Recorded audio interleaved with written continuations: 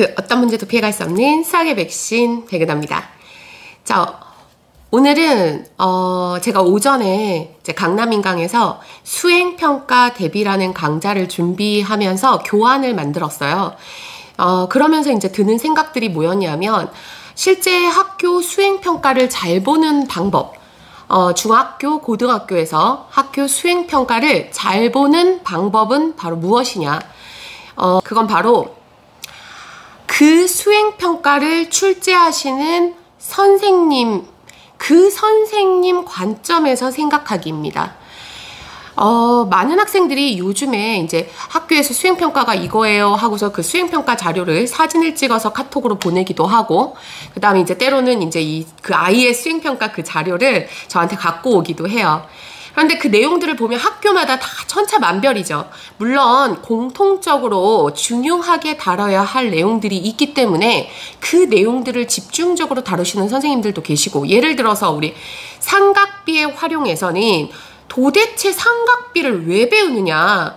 가장 궁극적인 목표는 우리가 삼각비를 배워서 그 예전에 중학교 2학년 때 배웠었던 닮음을 이용해서 사인과 코사인과 탄젠트를 이용하여 피라미드의 높이를 측정한다던가, 아니면 이제 우리가 어떤 높은 건물을 내가 그 건물로부터 몇 미터만큼 떨어져 있어서 그 건물을 바라본 각도가 몇 도였을 때 그 각도를 이용해서, 그런데 그게 꼭 특수각이 아니더라도, 여러분이 알고 있는 30도, 45도, 60도라는 특수각이 아니더라도 삼각비 표를 이용해서, 물론 이제 뭐 계산기를 요즘에는 이용하긴 하지만 실제로 측량하는 사람들이 이 건물의 높이를 어떻게 측정할 것이냐, 이런 식으로 각 단원에서 내가 꼭 알아야 하는 삼각비의 활용이라든가 그 각 단원의 중점적인 내용들은 물론 정해져 있어요.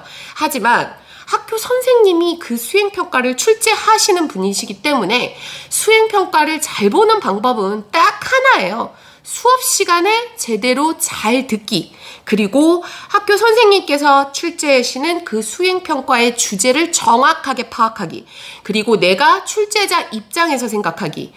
내가 만약에 선생님이라면 어떻게 수행평가를 작성해서 낸 친구들, 어떻게 수행평가를 본 친구들한테 좋은 점수를 줄 것이냐라는 거, 어떤 친구와 어떤 친구를 내가 차별화를 해서 점수를 줄 것이냐라는 출제자 관점에서 이해하는 것이 중요합니다.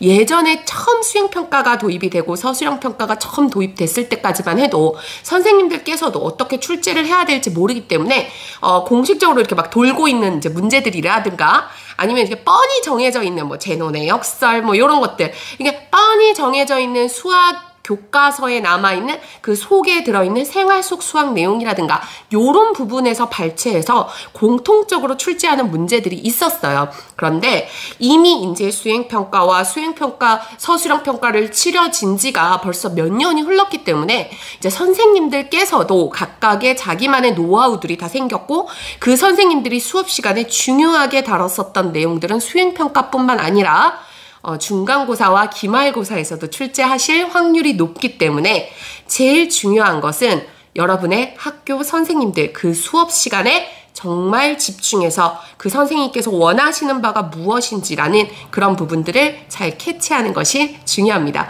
물론 평소에 바른 태도로 수업 시간에 예쁜 자세로 선생님께 적극적인 자세로 임하는 친구들한테는, 왜 우리가 또 예쁘면 또 손이 안으로, 팔이 안으로 굽는 경향이 있잖아요.